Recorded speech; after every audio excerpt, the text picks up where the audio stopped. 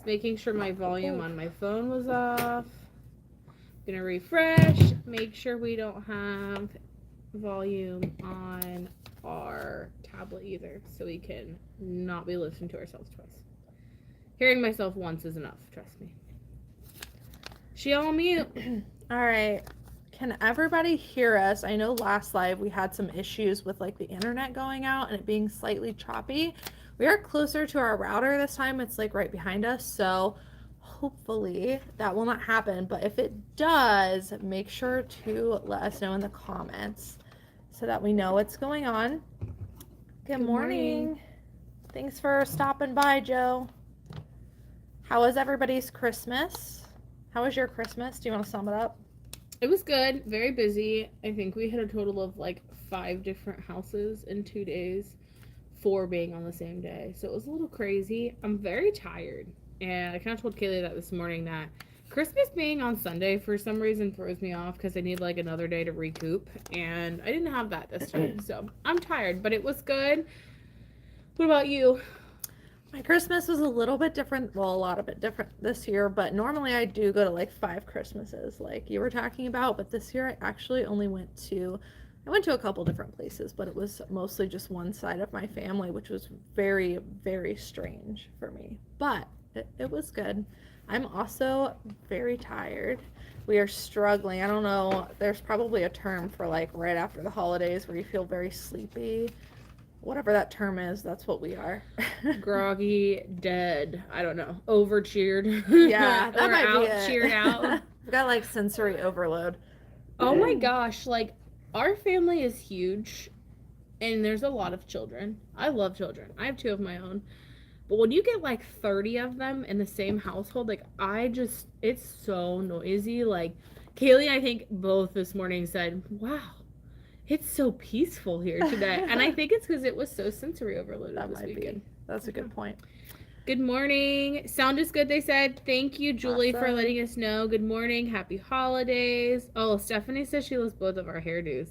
Oh, Girl, thank I didn't you. even brush my hair today. It's a wet style. Yeah, I literally just threw mine in a bun and called it good, like straight out of bed. I'm pretty sure most of this makeup's left from yesterday too, if we're gonna be honest. Good morning from Good Montana.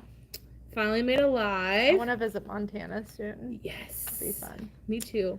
Thrifty trip.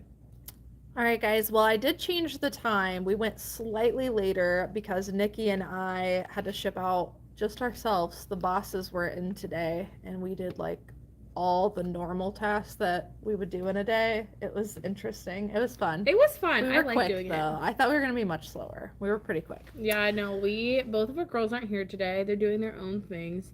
And we finished what was like 100 or just over 100 items in an hour-ish of time, shipping wise, and then we've already put most of our inventory away. So yeah.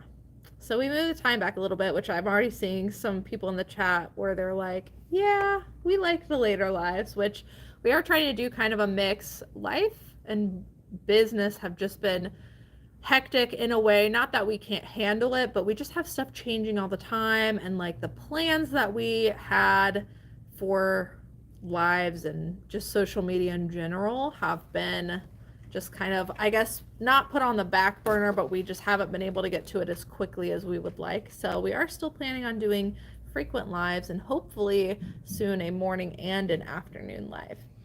Marilyn, I saw your comment. That is why she said she forgets everything she wants to ask on the next one. Well, to be fair, we usually go weeks now before we do a live, so it's pretty easy to forget. But that's why we have like a topic, or we try to have a topic to kind of prompt some questions.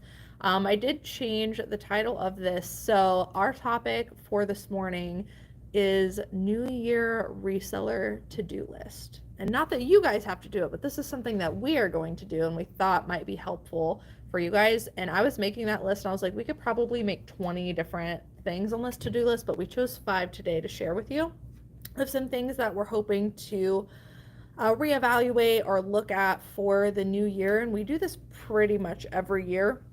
So whether you have a team of people like we do, or you're just a single reseller, we thought all of these would be helpful. So we'll jump into it. But if you guys have any questions, even if they're not related to the topics we're talking about, you can put them in the chat and we will get to them very soon. We have 5 today. Maybe we'll do another one with the rest of them. But we thought it was important to mention moving into the new year that we always reevaluate our inventory system and always make sure that we do a total inventory, meaning we go through all of our items and we see what we actually have versus what's listed and kind of just get reset. We reset the office and reset our inventory. We've been doing that not just at the beginning of the year, but about quarterly now? Yeah, we try to do it pretty often just as like a way to catch up. The other thing to keep in mind is you don't have to have a necessary time frame for it. I would definitely plan on doing at least one a year depending on how big your store is. But as soon as you start noticing issues or you're trying to ship things, you don't have them, that's a sign somewhere down the line something went wrong and it is your time to do an inventory. Yes, which we've actually there. been having. So we were like, time to do one again. So how many listings do we have right now? We dropped. So I don't know if we're back up, but we dropped. We were a lot. Yeah, we were at like 5,200, almost 5,300 active listings. If you're new here, by the way, we list all of those items for the most part on both eBay and Poshmark. So it's not just an inventory of, you know, what we physically have here, but it's also for us an inventory to make sure, you know, we have the correct links on both platforms and list perfectly and all of that. So how many do we have? 5,096. We might drop below 5,000 listings, and it's not because we haven't been listing. It's a good sign. Have increased listings again. We are just, I think, beyond that reseller nirvana that we always shoot for, and I'm ripping the Band-Aid off, but we're actually probably going to start looking at hiring again, and it's been crazy. So it's just going to be a little bit nuts. I think that once you get to a certain point, it's just kind of coming, which whenever you're going to hire again or look at hiring another additional person, you need to do all these things too. So it's honestly going to work out for us because we can knock 2 birds with 1 stone and do it all January / New Year / new hire. So it works out.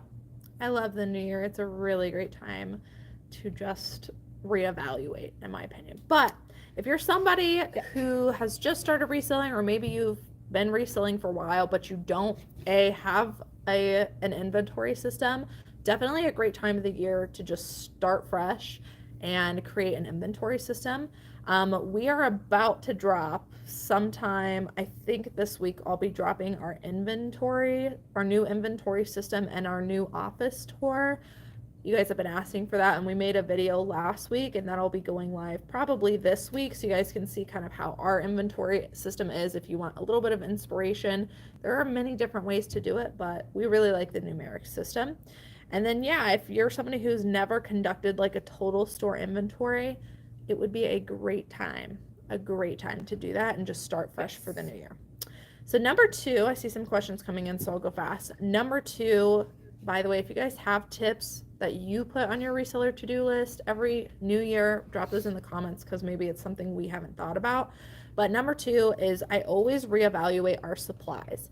Throughout the year, and maybe I should do this more often, but throughout the year, I pretty much just go to my Amazon order history and just order the same stuff because it just works for us. It really does. It's easy, 1 click. Yeah. It's, it's there, you move on. Yeah. They're relatively cheap, the stuff I get. Like, I do know that they're relatively cheap, but every year I like to go on and kind of reevaluate what we're spending on supplies and see if there is a cheaper option, if I've got the cheapest option. And not just cheapest, we've run into this before, but we have gotten like the cheapest poly mailers on Amazon, and they were junk. And they're cheap. They did not, they did not work for us. So maybe the next tier up, make sure you actually have a good quality, but we're going to reevaluate our supplies and also look at, are there some supplies that we're purchasing that we actually don't need to purchase that we could get for free? I know a lot of resellers use, you buy really cute poly mailers off of Amazon or you pack and ship. Those things add up, especially when you get to a scale like this where, did you count? I think you said we ship out like about 200 on average 220 is about where we end up on the week. 220 a week. So we're purchasing all of those shipping supplies every single week, 220-ish of them. So that's, if I use stickers, I got to have at least 200 stickers every week. If I ship them out in a poly mailer, I've got to purchase at least 200 poly mailers. Like there's a lot of stuff that we use, tape, and we're just constantly looking at ways to get those items for free.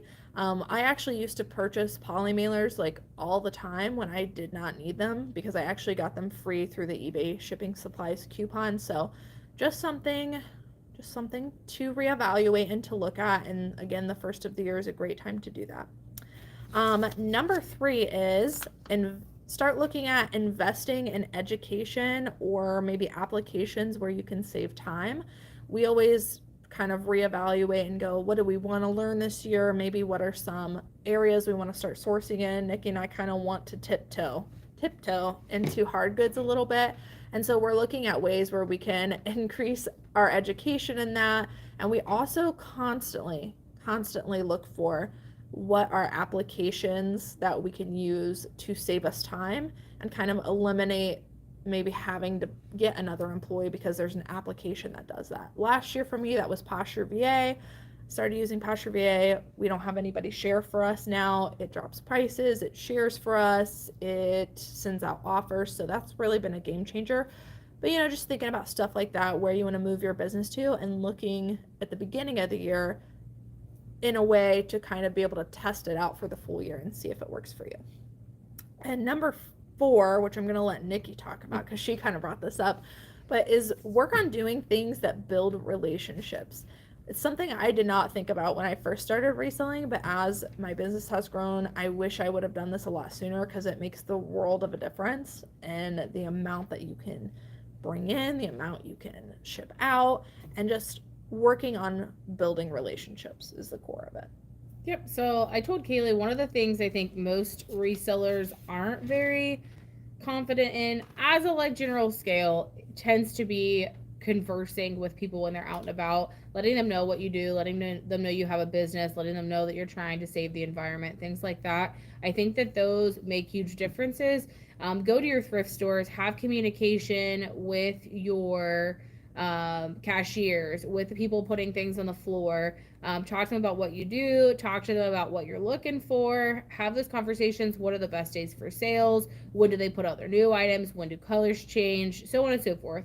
When can you get the best deal? Do they do 99-cent days? Do they have half price days? What does that look like? Build those relationships with you or with them so that when they have a sale day coming, they might think about, if they see you on a Monday and they say, hey, Wednesday, we have a really great random sale coming up. They're going to come to you and tell you those things. Talk to them about, best donation days. Talk to them about best donation times of the year.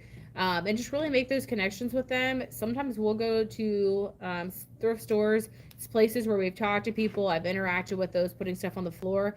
I've actually had them say, hang on, we have a bunch of racks in the back. We weren't going to bring them out, but you're here. Let me go ahead and bring those out for you. And they bring them all out, and we get so many more items. That happened to us in a store a couple weeks ago.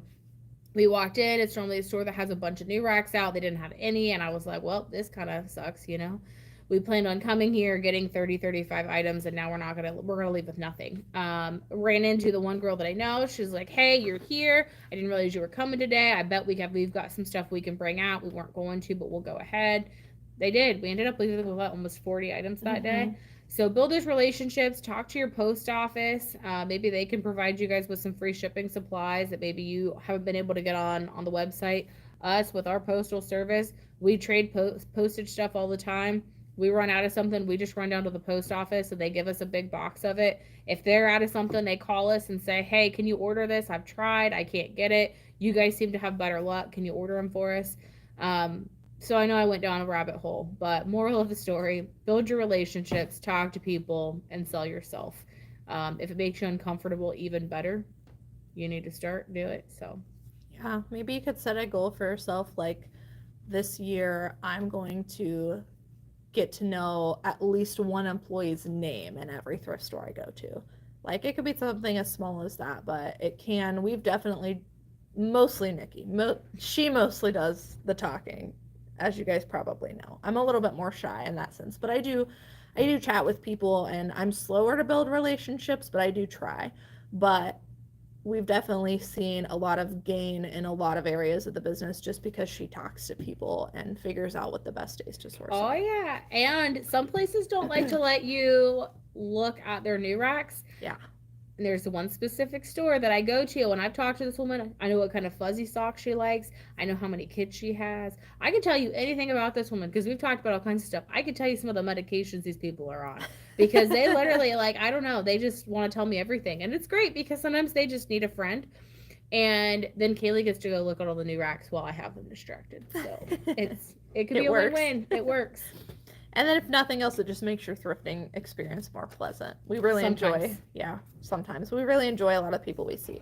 Okay, I see a lot of questions coming in. I saw Taylor Exchange was on. Hi. Hi to everybody saying hi. Hope you guys' Christmas was good. Number 5, before we start blasting through these questions, is reevaluate your business, which is, I know, kind of a catch-all, but start looking back and like sit down and have a conversation with either yourself or your team and just go, what went right last year and what went wrong last year. And I personally find it very helpful to physically write them down so you don't forget, so you can look back at those throughout the year. Some things that went really right for us this year is we learned how to get ahead a week. We're constantly scheduling at least a week ahead. I think we're a week and a half. So there have been times we've been 3 weeks ahead. And it really has made the biggest difference. We made videos about that, but that was something we look back on and we're like, man, we did a great job with that. Like, that is awesome, and it's probably never changing. And then something that, went wrong, and maybe you want to reiterate this, is last year we didn't plan enough for the unexpected, I don't think. Yes. Snow, people quitting, people being crappy people, stores being closed. I mean, there's all kinds of things that happen. Like, I don't know. I've been pretty transparent. 2022 has been a bombshell for me a lot. I'm not going to go into deets, but this has been a year. And I think Kaylee can kind of say the same in her own personal aspect. But that's why I haven't been around a whole lot. I've been here, but I haven't been here. And I know neither of us planned on stuff like that. So I do as much as what I can, kind of when I can. But that being said, like, life is so unexpected and you never know what's going to happen. And if you don't plan essentially worst case scenario every single day, then you're going to get behind. And then when you get behind, it's just like this huge hole to dig out of. So I always feel like it's important to have a backup plan, source extra, be open to like completely throwing everything you've done in the trash and starting over if you have to. Snow, you never know when it's coming. I know I saw somebody say it was like -30. We had that this week. We couldn't go sourcing a day. Like, things are just crazy. So you got to be prepared. Yeah. And then when you have a backup plan, make a backup plan for your backup plan, and then make a backup plan for that one too. Because I swear you'll derail so many times. And if you can't just be resilient, like, it's gonna be really hard for you to want to keep going. So Yeah.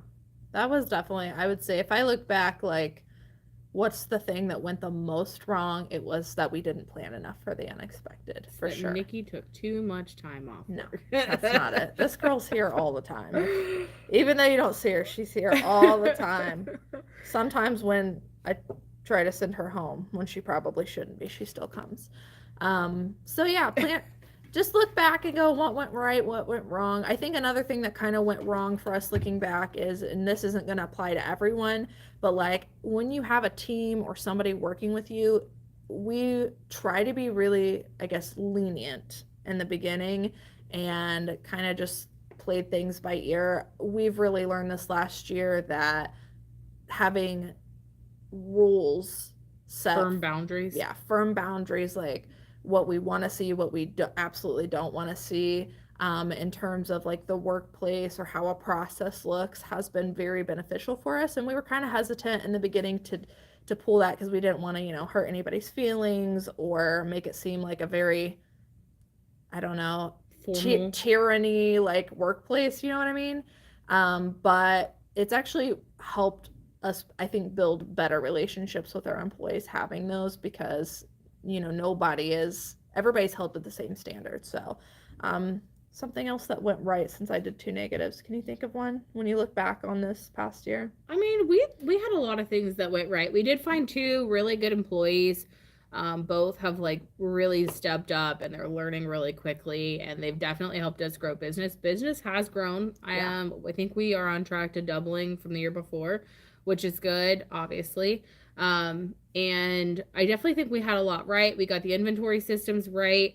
I know some people were talking about how to do inventory. I spent a lot of time going through eBay, Posh, and List Perfectly, and like fixing and correcting anything that didn't match between the three. So now when we go to do inventory, it's just as simple as like pulling spreadsheets and getting those ready to go. Something else you also did this year is we started writing down every process. Like we have a manual for every process now, so that when we have to teach a new employee, we don't have to type it all up again and go through the whole thing. Like we've got everything set now, including inventory, by the way, how we want to do it.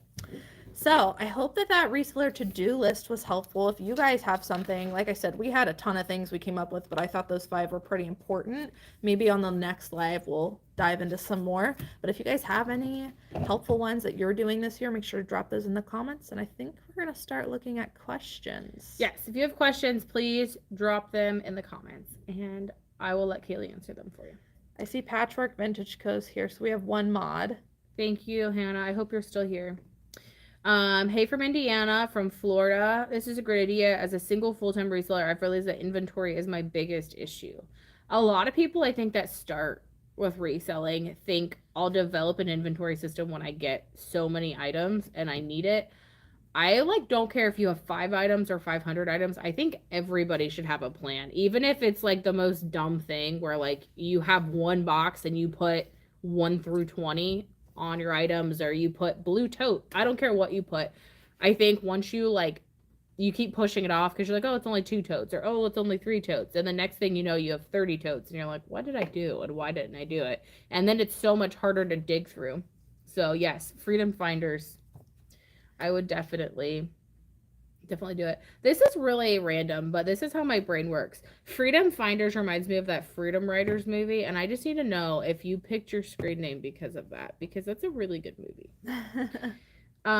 Joe says, is there a way to print out what one has listed in order to do this inventory? Yes, you can do that on reports on eBay. Poshmark also has an option for you to do like everything that you have on Poshmark. List Perfectly does too. Joe, it would kind of depend on every platform that you're on, and I'm sure everyone has something, but specifically for those 3, since that's what we're on, we do know that there is a way to do so. It comes in the form of like an Excel sheet. So if you're not familiar with Excel a whole lot, you can also do it on Google Sheets. Google Docs is a free, basically, version of Microsoft Office is what we use a lot, but definitely ways to do it. But you definitely want to, and maybe we'll do an updated video on this, but find a way to like understand how to use filters and sort like those columns, because that's what makes a huge difference. Nikki has done a very good job, but I think I could speak for her in saying that it took her a very long time, and there was a lot of like tedious stuff going on to really nail down how we wanted to do inventory and really eliminate things that were causing inventory to take long. But there's only one way to find out if it works for you and like how to eliminate those processes and what's going to work. But I think the first inventory we did took like days. Now we can do it in one day, and it's been a lot better. But you definitely need to know slightly how to use Excel in a way. I touched your leg. Y'all, she's trying to freeze me. It's like a popsicle in here. We were sweating earlier. Yeah, shipping. It was so hot. We were doing shipping, and then I was like, I'm going to start shaking. It's cold. So sorry I ran away. Yeah, so that process was definitely really complicated to fix the errors, but 90% of it was because we just didn't do it right in eBay from the get-go. And then we had to go back and correct all of those. So I don't know how you guys keep track of your inventory system, but definitely look at like your SKUs, the custom label SKUs. That's one thing we worked into that we realized was an issue. We always did like the price of what we paid. We always did the location in it. And then sometimes we had like other random notes written in there as well. But what we realized is that if we didn't have the location first, so like our number, I don't know, 2186, if we didn't have that location number first with a space before the price, that then when we ran the Excel sheet and we tried to do it in numerical order, it didn't want to like us. So we had to physically pay one of the girls to stay and flip all of those numbers over to being correct. Also, fun fact, if you all care, if you are on eBay custom label SKU and you type the number, hit enter, and then type the other, there's no space. It's all one. So it looks pretty. I did that for like 6 months and then realized it was not what we needed. Then that's kind of what made those Excel sheets more difficult, which made inventory more difficult. And we spent, I don't know, probably a total of a week, honestly, correcting everything. Yeah. So, but now we can pull it. Oh yeah, we can sort. It's like she also has like a function she figured out in Excel. Excel's great. It has like all kinds of functions. You wouldn't even believe what it'll do in a couple seconds. But one of them she found really useful lately is checking for duplicates also in just a really quick formula, and it tells her where the duplicates are on her Excel sheet. So we should probably just do a video because we could talk about it all day. But yeah, just in inventory in general, there's all kinds of ways to do it. We've tried them. I feel like we've tried them all. We found a process that is streamlined and works for us, but it did take a while to get there. Last thing I'm going to say before I move on. One of the easiest things you can do is make your titles match on every single platform you have. The exact same words in the exact same order to do your spreadsheets. That's all I'm going to say before I go down a rabbit hole further than what I already did. 2 questions. Do you have videos on bundles? I feel like I'm missing the benefits. Also, well, let's start there before I read the second one. Okay, I'm not sure if you're talking about, I assume you're talking about bundles on Posh, but eBay you can also like bundle items, but I'm not really sure what you mean. I can just tell you kind of what we do. Whenever first of all, I have like an automatic discount that people can get. There's a setting you can go to on your Poshmark app or the desktop and do bundle discounts, and it actually shows up at the top of your closet and you can choose what it is. I think for us it's if you buy 2 or more items, you automatically can get a 10% off discount. So I find that number one to be helpful to just, set it and forget it, not to do any work, that they have that option. But usually what ends up happening is I notice people start adding stuff to their bundle. I try to give them probably, I don't know, like maybe at least 10 minutes, because some people are still adding items. You don't want to bother them as soon as they add something. But let's say 10 minutes have gone by and I noticed that somebody had been adding a bunch of items to a bundle. I'll usually go in and just kind of calculate what's my minimum that I'll sell it for, what's my maximum that I'll sell it for. It's right here. And I'll usually counter or offer them somewhere in between is usually what I'll do, hoping that they'll counter back and forth with me. But other than that, that's really my only bundle strategy. I know some people send out like messages to everybody. We don't really do that. People lately, I'm not telling you to have a bunch of items in your store, but I have noticed the larger we get, the more we see the amount of bundles come in, which makes sense because there's more to pick from. And people don't want to pay shipping more than once. They, want to pay one shipping, they consider it a discount. But I honestly, that's all we do. That's it. I do think it's important too with bundles to be willing to accept a lower offer. I think a lot of people, in my opinion, get really caught up on specific pricing on eBay. So like, or on Posh. So say for instance, I guess any platform. Say for instance, you have 5 items and they come out to being $125 total if they purchase them at listing price. Say that person offers, I don't know, $115. That's your 10% off or whatever. I don't know. That's where you want to be, is like $115.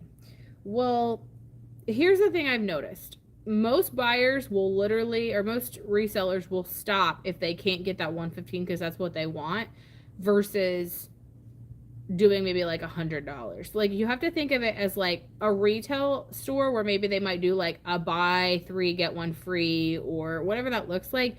Be willing to make negotiations. Sure, you might pretty much be giving one of the items away, but you're also selling 4 or 5 other items to do so. So, I don't know. Be flexible, willing to accept offers.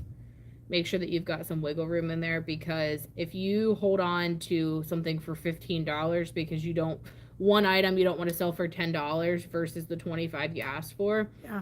you might not sell the other 4 at all, and then you're going to get stuck with those items that you could have sold otherwise. Now, I'm not telling you to do it for like high dollar things you've got holy grails on, but if you've got things that you're like, we've had this for a little while, sell it. Who cares? Yeah. Get rid of it. We've been far less tied to our items this year, I've noticed too. Yes. And it's been great, honestly. Second question. Can you make offers to viewers on eBay and not just to watchers when prompted by eBay? I have a basic store. No, you cannot, but eBay does have new coupons now, which I think you can only send to, like, if they're following your store or if they've purchased something from you, or if they're watching your items. So as far as just viewing, no, because if you think about it, everybody would do that, right? Everyone would do that. And then eBay buyers would be annoyed because they viewed, they're just on a feed. Maybe they're not even clicking into it, but if they're just viewing something for a second, they're not going to want to be bombarded by offers of every item they look for. Like if I'm looking for a specific, let's say I just recently I wanted a J. Crew blazer. So I looked for it. Well, I probably looked at like 10 of them and then narrowed down what I wanted. If I was getting an offer for every single item I looked at without actually watching it, I'd probably be pretty annoyed. So you don't want to bombard any of your customers because it can actually push them away from sales. So once they take the initiative to watch the item, that's a good sign that you can capture that sale. But as far as viewing it, no, I don't believe that there is a way. Welcome, everybody. Thanks for getting on. Freedom Finder says, what advice would you give to someone who has just finished their first full-time year? First of all, congratulations. Yes, congratulations. I know I've interacted with you in the chat multiple times, but you might have to remind me of, like, if you want specific answers of what your business is. But my best advice, I think I would say in the beginning, I didn't treat my business like a business because I didn't feel like it was a hobby to me, or it was so small of a business that I was like, it's never gonna grow past 200 items. And now we've got over 5,000 items and I have employees and, an office space. So I think I would just say plan for things to get bigger and make decisions knowing that it could get a lot bigger.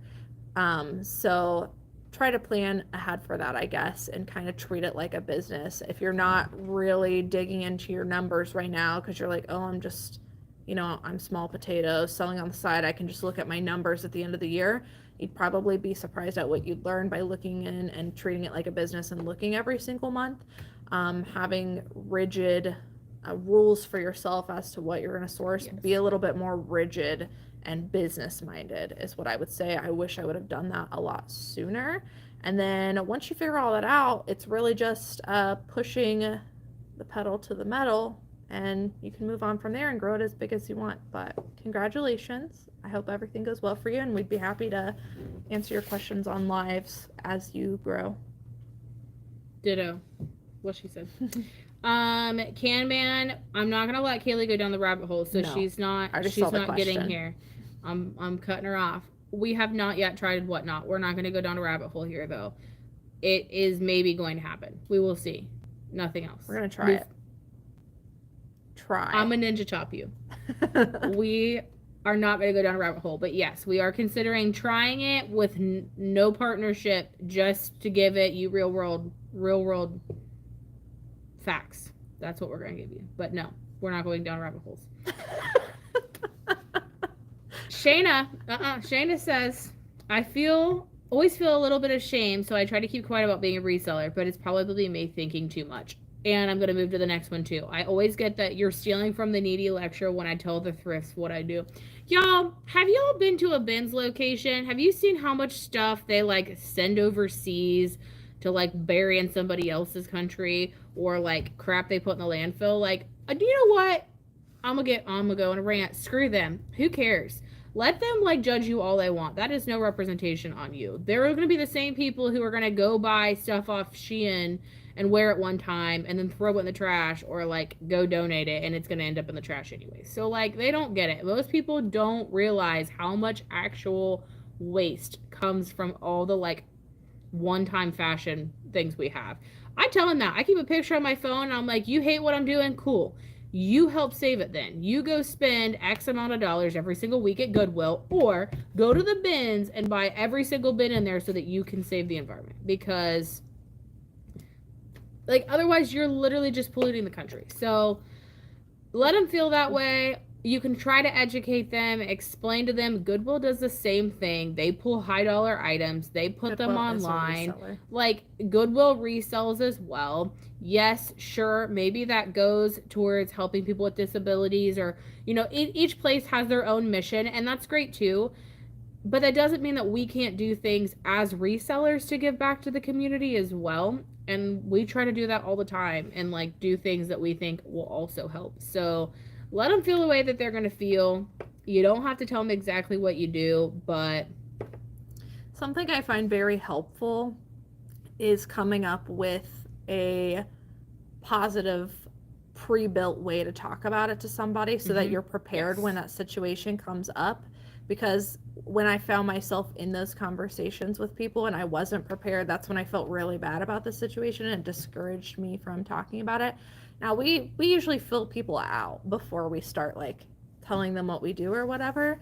But when we say talk to employees, we don't mean you have to go up and be like, hey, I resell, I do this. You know, just start a conversation with them. Even if they just think you're a customer there, they're a lot more likely to pull stuff out for you and kind of slowly work on that relationship. But I do find it very helpful to kind of have a pre-built way to talk to somebody.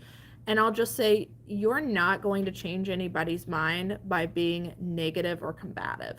So if that's the way you feel like you're going to react, it's probably best to just avoid it, because you're only going to piss yourself off. You're going to upset the person you're trying to change mind. So try to come at it from a positive way. A lot of times people are just really misinformed. If you stay calm and explain the situation, you can sometimes change people's mind. But we don't really come across that. Most people anymore. Most people, every now and then we might get somebody, but most employees and customers that we run into are pretty like cool about it. I think there's a lot of awareness about secondhand shopping and stuff like that right now that is coming out, that's really helping to ease some of that. Kaylee brought up a good point too. You don't have to go in and be like, hey, I'm a reseller and I need you to bring out new racks. Like, honestly, there is somewhat of a stigma behind resellers being like rude and snippy and like always in a hurry. And so I try to like break that stigma a lot of the times. Like, when I go up and I meet somebody for the first time, Kaylee's like my person. I'm like, hey, how are you today? Like, do you mind if I look at this rack with you? Or, you know, I don't want to get in your way. And I just kind of generally start conversations. And then, like, it's Christmas time, right? So I'm like, hey, how was your Christmas? Did you do anything special this weekend? And they'll be like, oh, yeah, I went somewhere with my kids. I'm like, oh, cool, you have kids? How old are they? You know, or how many kids do you have? Do you have boys or girls? Or, you know, what kind of stuff did they get for Christmas? You know, what did they think? You know, so I think about kids. I try to find things relatable to myself. So somebody says, oh, yeah, I have kids. They might say, you know, I ask how old they are. They might say, oh, I have one that's 5. I might say, oh, you know, my kid's pretty close in that age. Like, this Christmas was really special for them. And they might be like, oh, yeah, you know, my daughter really thought Christmas was magic this year. And then I'm like, oh, yeah, did they? Like, what was their favorite gift? Or, you know, whatever. I just start talking about anything. And then, you know, the next time you go in, you're like, oh, you know, I remember that. So I can say, okay, so-and-so on this street. Or, you know, at the end of the conversation, I might be like, okay, well, hey, what was your name? And they're like, oh, my name was Charlie. Okay, so nice to meet you, Charlie. Next week I go in, I see Charlie there again. I might be like, hey, Charlie, how are you today? You know, does your daughter still like that elephant you got her for Christmas? And then they're like, oh, crap, this person remembers, right? So then you build that relationship. So then you know, have that conversation with them. You build on it. Well, then the next time you're like, you know, hey, do you know of any other, you know, good thrift stores around here that maybe I'm missing? We travel, we're not really familiar with the area. Can you help me? Or I ask, what's good for lunch? You know, anywhere close that's good for lunch, just to just to kind of chat. And then eventually, you know, every week you do that, you build that relationship. And it all started because I asked how their Christmas was. Yeah. Rabbit hole, I'm telling you. You can take people on all kinds of trips with you if you just get them talking. Wouldn't it be so funny if you became like really good friends with like an employer or something and they didn't know you were a reseller and you knew them like really well for like a year and then they found out that you were a reseller and then got mad? I don't know. I was just thinking through that scenario. That'd be kind of I funny. mean, I normally tell people after so long. Yeah, yeah. You know, like I don't Just want them to thinking, that'd ever be funny. feel like I'm taking advantage of them either, or that Yeah. like I played them for their kindness. So I think that that's like one of the things you want to keep in mind. I'm not saying never tell them what you do, but I think after the like third or fourth interaction with somebody and like they do feel pretty comfortable with you, you could say, hey, you know, I traveled X amount of time. Like for us, okay, I traveled 2 hours to get here. Do you have any other racks before I leave? For you know, for us to run our business, it's important that we save time. And then most times you kind of tip the scale that professional way, and then you can drop them. Most times they'll ask like, oh, are you guys resellers? And we're like, yeah, we are. We have a business. We employ 2 other people, blah blah blah blah blah. And then they're like, oh, well, that's actually pretty cool. And then it's fine. And we do have some that kind of kick back on it, but I think again, like Kaylee said, you got to get the feelers out there to make sure that those people aren't going to be the ones that are going to really just flip out on you when it happens. So yeah. And if they do, well, they're going to realize that you have a lot in common and they're going to feel worse about it. I hope everything is okay. Yes, everything is fine. Thank you. I would love to find a thrifting buddy in the new year. I don't drive and taking a Lyft can be expensive. It'd be nice to travel all over the state to explore new spots with a like-minded person. Nicole, I don't know where you are, but maybe somebody else in the chat is semi near you. Maybe you can give a shout out. Maybe somebody in here is close to you and might want to meet up and go thrifting sometimes. We've met some people through YouTube that we've like run into occasionally, and we've gone thrifting with some. Some of them have kind of fell off because life has been crazy for both of us, but it definitely is nice to have a thrifting buddy. A great place to do that too, like if you want to like test the waters, is to go to the bins with somebody. Yes. Because nobody wants to go to the bins by themselves. True. And it's less of a commitment because you're going to one place and you can stay there pretty much all day. And I found, because like I'm gonna call my sister out, but like I go thrifting with my sister sometimes, it's always like a conversation about who's doing what section and whatever. At the bins, it's fair no matter what. Like you can each dig on one side, you can talk and dig, and each person can just have their own side. It's random, there's no category. So I'd suggest starting there if you have one in your area. And if you like meet somebody, you're in a big group of other people, it's all really open. It's relatively pretty safe. And if you like went and then decided that this person was a dumpster fire and you just like didn't feel comfortable, like you have an out. You know what I mean? Like I don't want anybody to meet anybody and then feel like you're stuck and like can't get away. Yeah. I think it's a good safe meetup spot. Bugsy said, I like to spend this time reevaluating and refreshing my spreadsheet, see if I can cut anything out or if there's anything I need to add. I also get prepared to keep receipts, mileage, etc. organized. That was good. It sounds like you got it down. So many other YouTubers mentioned that they learned so much from y'all. That's how I found you. Y'all are well respected in the community. Aw, thanks, Marilyn. I love that. Thanks for coming. That's awesome. Freedom Finder must be from Florida, and they say that it is 30 degrees there, but less thrifters out today, so that's good. Yes. That is true. It is 20 degrees here. It says it's snowing, and it feels like 13. So it's pretty chilly.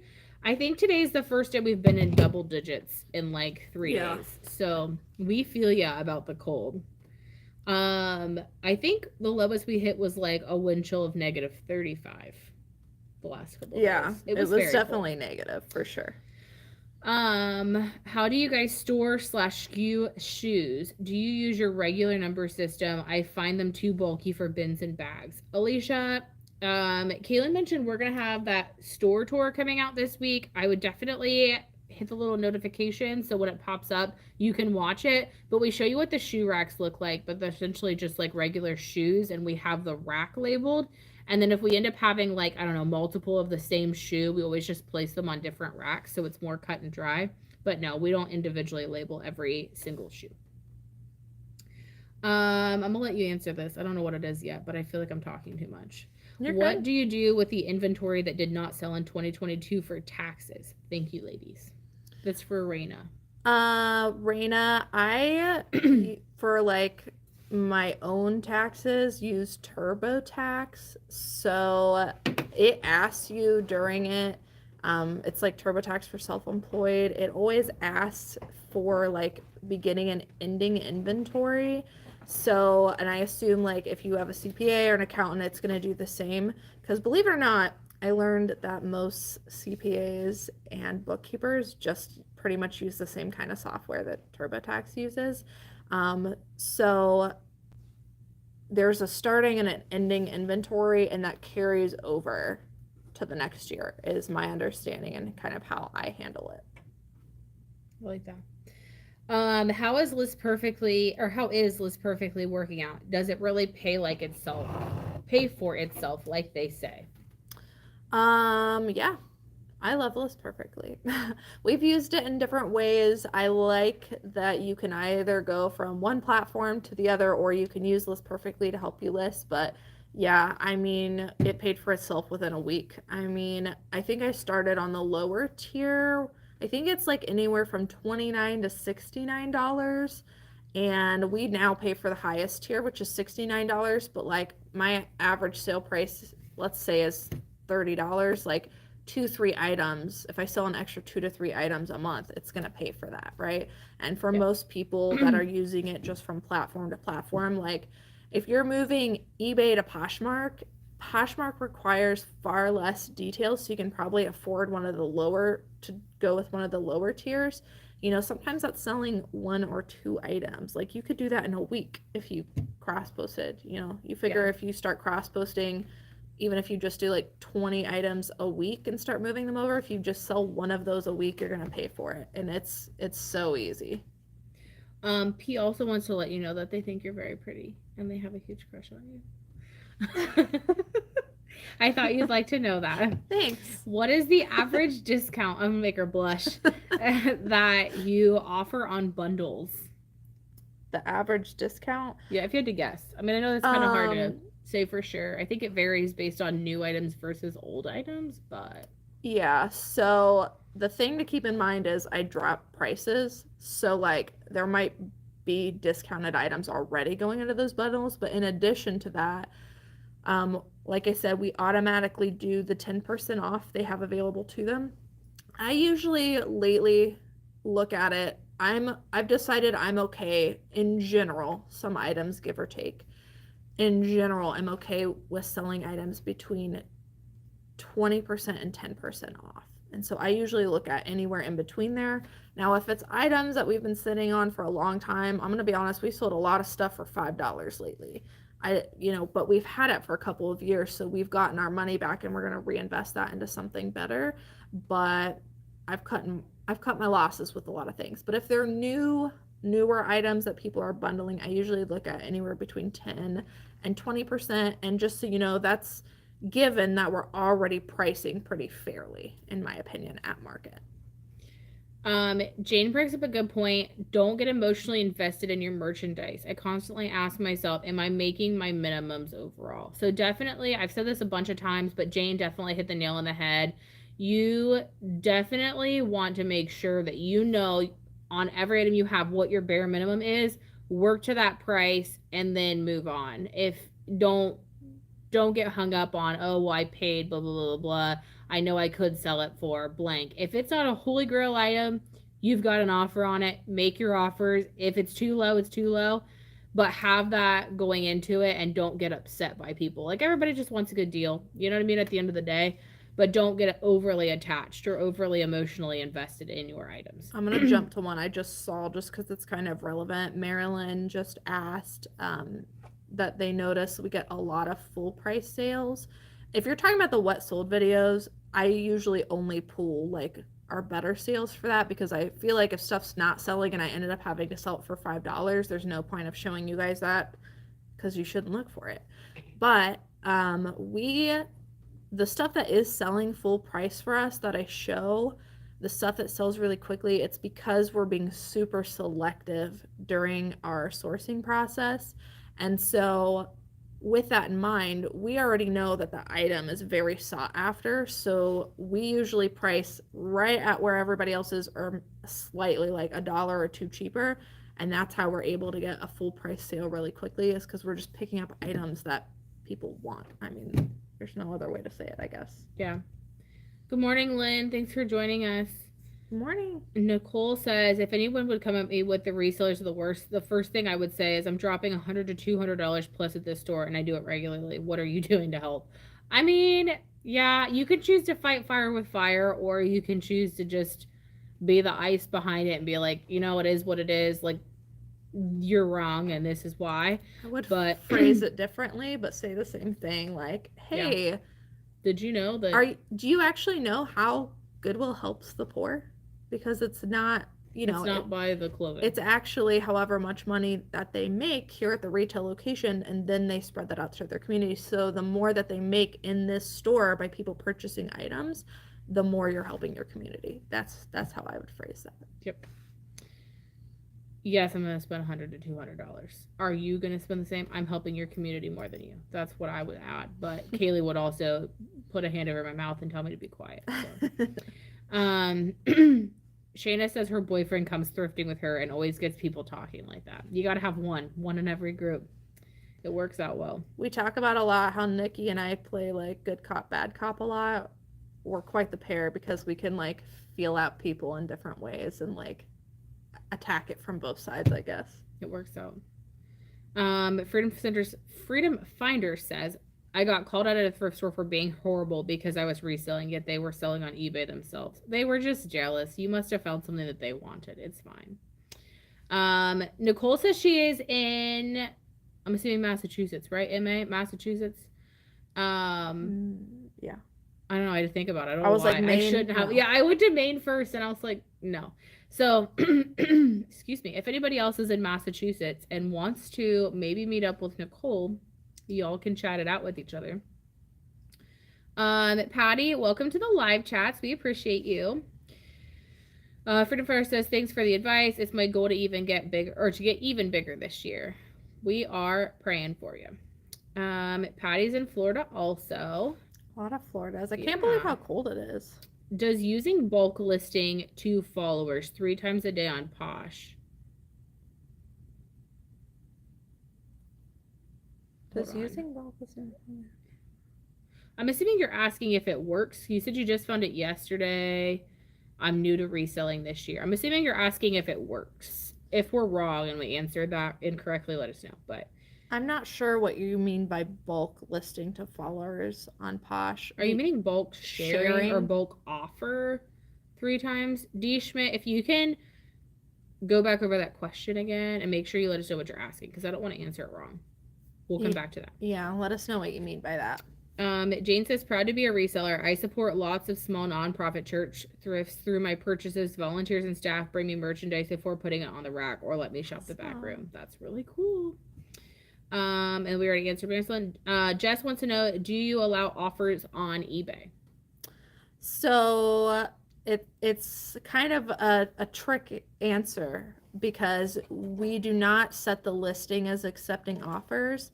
However, we do send out offers to watchers. So even if you set something as buy it now and you say I'm not accepting offers, you can still send out offers to people who are watching your items. So we do send out offers, but we do not usually set it to receive offers, although I will tell you it does not stop buyers from messaging you all the time, and then you still have the option to send them. But I have a pre-built message that I just say like, hey, thanks for your offer. We're not currently accepting offers on this item, but we do send out offers to watchers, so keep your eye out for that discount. And I just copy and paste, that way I don't have to be annoyed by them.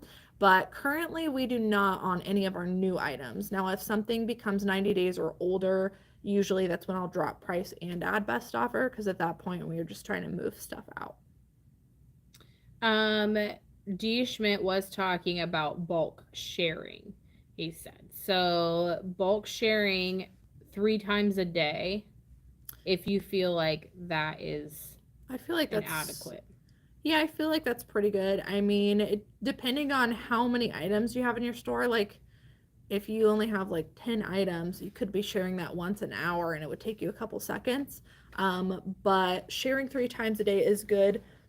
We use, there's no way Mm-mm. that we could do that even with the bulk sharer on Poshmark because I have used that before to like share to parties, but it really gets tripped up at I don't know how many like once you get a few thousand items in Poshmark, their bulk functions really glitch out and like the app will stop on you. So we don't use that. We use Posher VA to send them out automatically, but I would say like 3 times a day is pretty good.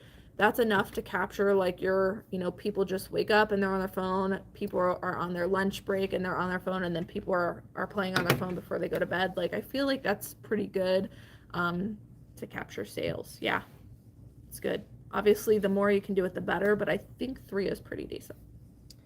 We are officially caught up on questions. Does anybody Really? else have any additional questions that you'd like to ask us?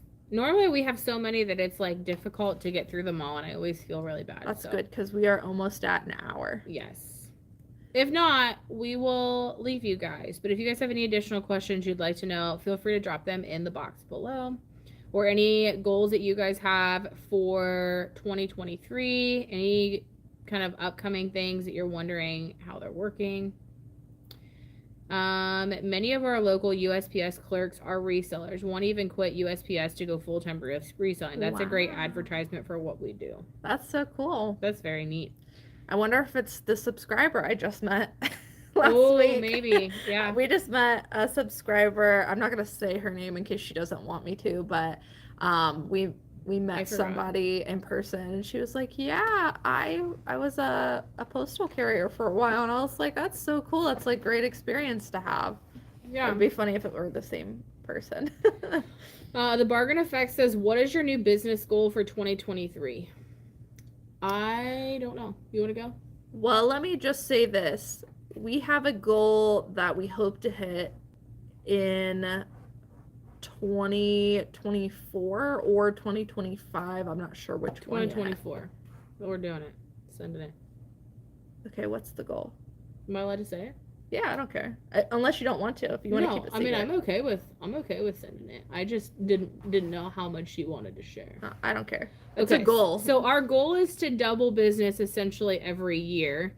And my goal for 2024 is to sell $1 million worth of clothing. Yes. And I think we could probably do it. Like we might be pushing it maybe 2025, but like 2024, I feel like it's possible in 1 year, January to December, to do it.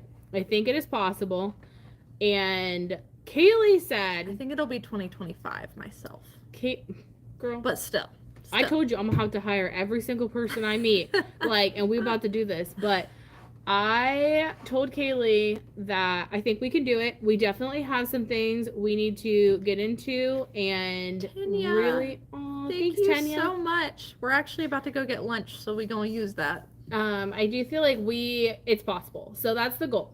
$1 million worth of clothes. And Kaylee gave me some motivation. She told me that she would take all of us, me, herself, and the other 2 girls, no kids, no spouses, on a paid vacation wherever we wanted to go within reason. I'm probably the United States, but I'm about to find myself a beach somewhere and park my butt in a lawn chair. So I'm very excited. $1 million, which means for me, 2023 we have to sell at least 500,000 with the intentions of doubling for the following year. So I'm gonna say like 600,000 is my goal.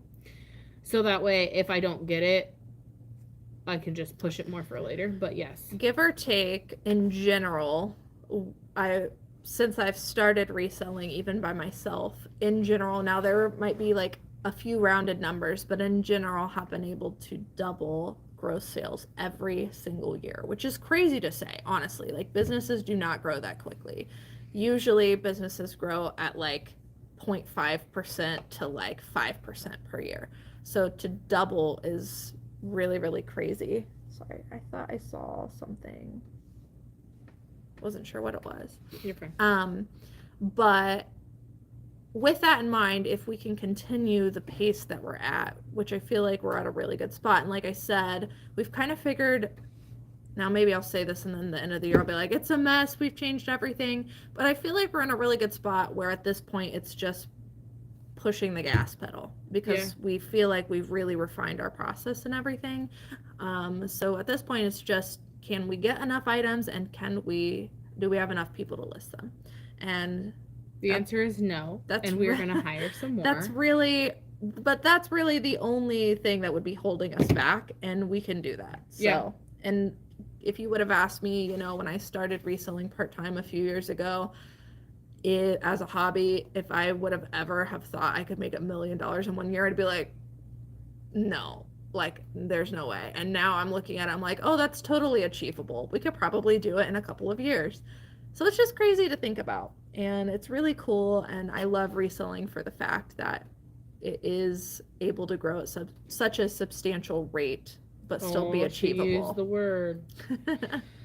Nicole brings up a good point. You can automate the offer process by accepting up an auto accept and auto decline. We do have that occasionally on some things, but she said it has 90 days or older. Yes. She said it has helped her ease emotional attachment, which I think is good because if it just auto takes care of it, you don't have to worry about it. That was actually something that one of our employees brought up. This is how great our employees are, okay? I just have to say. So we asked them to constantly bring something to the table.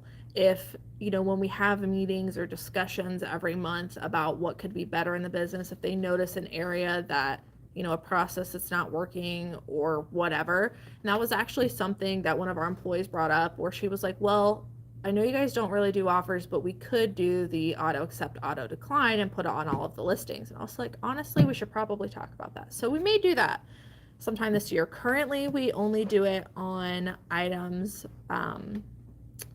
90 days or older, but it might be good. I like that. Joe says, do you know what my old items that have already sold got relisted on eBay? I'm sure I copied a function from another listing that I'm not aware of. Is it all of them? Joe, how many items, I guess, are we talking about here? Because I didn't think that there was a way to do it unless you, physically clicked relist. So, let us know on that. D. Schmidt says, I just did the bulk send offer the bundle offer in bulk. Thank you. I only have 305 listings so far. It's going well. Woohoo! Awesome. I love the bulk send offers feature. It's the best. Rose Lee says, what do you categorize jackets that don't fit into any of the subcategories? Parka, puffers, etc. for eBay. I think we use windbreaker a lot. I think there's one now for basic jacket, and that's usually what we pick if we feel like it doesn't fall under puffer or parka or whatever. We usually just pick basic jacket. Sometimes, I don't know if they still do, but they used to have performance jacket. I used to pick that sometimes if it was like a soft shell, but basic jacket is usually what we pick. I think there's one that doesn't give you basic jacket, and I don't remember what it is, but I feel like we just pick whatever's the closest, and I feel like most times we just pick windbreaker, but I don't know either. I can't wait to see that $1 million sales announcement on YouTube. Thanks, Joe. Us either. What's your title format for listings? Like brand, descriptor, size, gender, order. We have videos on that. I don't know what they're titled. Do you? If you go back on our live, replays, we have one called title building, and we do it in there, but it's basically brand, gender, a short description of what the item is, the size, and then any additional keywords. Joe says, by the way, I'm glad to see someone else have a girl crush on these two. I'm smitten too. Thanks, Joe. You guys are really sweet. She's pretty great. I legitimately tell everybody where we go that she's my work wife. I'm pretty sure they really think we're a couple and that we're not just friends. But it's fine. We don't care. But we spend so much time together. I probably see her more than what I see my husband. So it's just true. We just go with it. It's fine. We spend a lot of time together. Patty says, I've listened to many resellers say to put accept offer on regards to eBay. Why? But you say that you don't. I put it on. If we turn it off, would we lose customers? I mean, I think it's honestly a personal choice.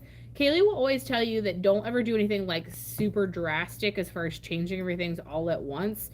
try a couple listings. If you try them and you don't put offers on those, see if they still sell.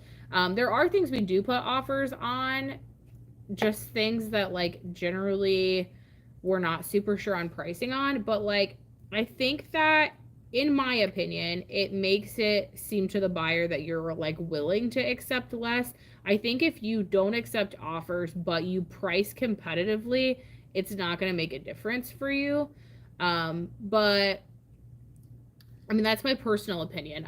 I think that like gives people the opportunity to lowball you, in my opinion. Yeah, I mean, there's pros and cons because in one way, you might just completely exclude people that have selected, buy it now or best offer. But do you really want those buyers? And that's kind of where we've been debating on, do we get it, or do we put it on our listings? Do we not put it? Even with auto accept and auto decline, like I said, you're still going to have buyers who are going to message you. And I also worry about the auto decline constantly. Like, I feel like that could turn buyers off too. So there's really pros and cons with it. But yes, I agree that we, in general, we might be missing on an audience who does want offers. And so that's why we're kind of reevaluating it. But if we do that, it's going to be like what we're comfortable with, which will probably be between like 20% off and then the actual list price, because like she said, if you're not going to accept best offer, you better make sure that you are priced competitively, which yes. I feel like we are. So we have some saying thank you and have a successful new year. Wishes for all. Joe said it was the occasional item that gets in trouble, but it's always older stuff, like really old stuff. And said, is there something like an auto renew? I mean, your listings automatically get renewed every 30 days by eBay, but not if you end them. So if the item's sold or it was ended manually by you, it should not be auto relisting. So that's an issue. If it's just one or two items, I would say that's probably common, just a glitch. But that's why you really want to conduct an inventory every now and then to catch stuff like that. But we haven't really noticed much with that. Most of the stuff, ooh, I just kicked something. Trash can. Most of the stuff that we notice is on there that shouldn't be is stuff that got relisted from a return or someone did not pay. Yes. So there's usually an answer to it. But as far as just like it sold and somehow got relisted, as far as I know, you have to manually do that. So it's either a glitch in the system or you might accidentally be clicking it. Patty says, I am so happy I caught my first live. You girls are my favorite resale YouTubers. I eat up every piece of nugget and learn so much. Thank you. Welcome. We're glad you're here. We had a really good conversation today during this live. So if you didn't get to watch all of it, I'm not sure if you were there in the beginning, but you should go back and watch it because we had some really good conversations with you guys today. Katarzyna says, I finally got the courage to start selling on eBay thanks to you guys. Thank you so much for all your help. Do you use the promote on eBay? I'm not getting many views still and trying to figure it out. eBay, if you just started, I would give it some time. eBay is really a beast in the sense that it takes a lot of consistency and you probably are not going to see overnight results. But if you keep at it for a while, you'll start to see your views come in. Just make sure that your listings are accurate and that you fill out as much as you can accurately.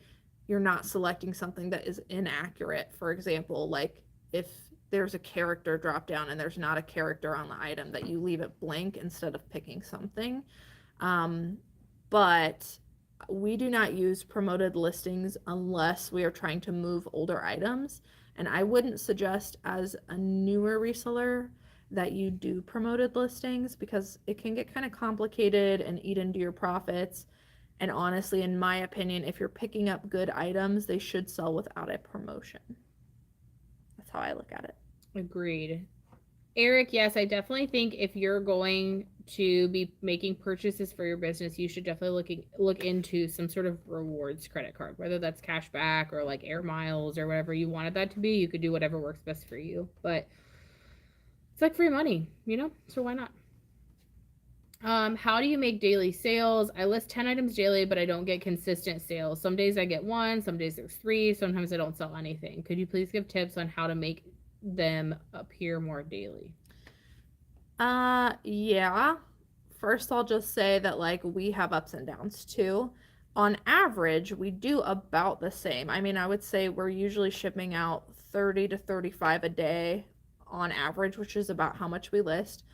But it wasn't always like that. And it took us, I would say, probably 6 months of when we do an increase. Usually we don't see the results of that for months later, and then it's all the time. And so I would really just say to stick with it. If you said you listed every day. Was Yeah, that what I they're read? saying listing 10 items daily. So I would assume that means every day. Okay, that would be the biggest piece of advice I could give is make sure to list not just list items, but good quality items that people want with high sell-through rates every single day. Since you're already doing that, just be more active on the platform. Make sure you're responding to your messages every day. Make sure you're sending out offers if you can and you want to. But just be responsive on the app, and over time, you're going to see that effect of the work you're putting in. Agreed. Um, First things first, before we read, any more questions, because I somehow screwed it up. We have 138 people watching, and we only have 48 likes. So if you could give us a thumbs up, we would appreciate it. That is Take a second. so quick and easy, and it makes my heart very happy. So if you want to make my heart happy, and you want to make my Christmas great, like the thumbs up. Living L2 Living says, do you or anyone watching use Mercari bot? I'm trying to figure it out if it's worth the cost. I'm testing it now. It's a little clunky. But it could be user error. We do not use Mercari bot, but maybe some people in the chat do. Do any of you guys use Mercari bot that could offer L2 Living some comments or tips that worked for you? I've never heard of it. Me either. L2 Living, we're going to come back to that when we see some other things, but let me see if anybody responds. We don't know a whole lot about it, though, so sorry. What would you say to the lowball offer to make them increase their offers? Thanks. Nothing. You just counter. Yeah, counter if you can, and then if they ghost you, then move on. It takes a lot of time to try and, like, you shouldn't have to convince people. If the item's good, you're going to get good buyers. If you constantly have lowball offers, you might need to lower your price, to be honest. But we just counter, and we have, again, pre-built messages so that it's stress-free, copy and paste, tell them we're not willing to accept that offer at that time. But usually if someone like sticks at lowballing after you've countered back and forth, they're probably not ever going to come up. So we just move on. Free refunds on eBay. I'm assuming you mean returns. Free return. We do offer free returns on eBay. I'm huge on that. I don't know. I know a lot of people go back and forth on it, but like I know for me, if I'm like newer to eBay or like not super confident, because like let's be honest, there's some listings out there that are a little like, I'm gonna be honest, sketchy, where you're not exactly sure if they're like marked as no returns. Like that makes me anxious, and I get why, because nobody really wants to sell their stuff and then get it back. But also, like, if I buy something and I can't return it, like, for me, I think, what if I get it and it's not what I thought it was, and then I'm stuck with it now? I always look at it. This is what I tell everybody that asks me if we do free returns and why. My answer is always yes, we do free returns, and we do free returns because the buyer can force free returns anyways. So you might as well get the added benefit that top rated seller gives you by including free returns. So if they're going to force it anyways, get the benefits of doing it. And returns are just a part of doing business. Like after a while, you're not even going to get upset at them anymore. Now, you said refund, so I just want to clarify in case you actually meant refund. Like, we do that sometimes. If we send out, I've just talked about sending out $5 items. If someone says, hey, there was an issue with this item, I'd like to return it, I usually just refund them at that point because it's cheaper for me to just refund the $5 than it is to refund the $5, get an item back that I didn't want anymore in the first place, and pay the return shipping. Yes. So we do occasionally do refunds if we've like royally screwed up and we don't want to upset the buyer by hassling them with a return, or in a case where it just doesn't seem worth it, sometimes we do just do a refund. Is that it? That's it. All That's right. all she wrote. Thank you guys for the extra likes. That makes my heart happier. Oh, 71. It Yeah. went up quite a bit, so I appreciate you. Yeah. So. Thank you to everybody that joined. We really enjoyed talking with you today. Thank you for the super chat. We're going to go get lunch now. And Nikki's going to let me pay. Oh. And Happy New Year if we don't see you guys, which I feel like we won't. It'll be after the New Year. But maybe we'll do some more New Year to-do lists. But think about your questions. If you guys have questions, make sure you have them written down for next time. And then if you guys have any topics you'd like us to cover that we haven't in a while, let us know. We'd be glad to have those conversations or go over those topics next time. After we post the video, there'll be a box where you can drop those in the comments. Let us know if you want us to cover a specific topic for the next live. yes. Okie dokie. All right. All right. Happy New Year. Bye. Bye. Should I keep my heart?